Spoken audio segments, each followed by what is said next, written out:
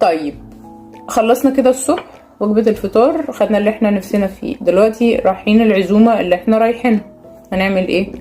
طبعا بيبقى فيه على السفرة حاجات كتير قوي، بيبقى فيه بروتين، بيبقى فيه سلطة، بيبقى فيه كربوهيدرات. نعمل ايه؟ ابتدي بالبروتين وحاول تبعد عن المقليات على قد ما تقدر لان هي مضرة جدا، فنحاول نبعد عنها. فممكن ناخد البروتين كفتة، حتة فرخة، او نميكس طبعا بينهم. ناخد البروتين الاول وبعدين ناخد السلطة.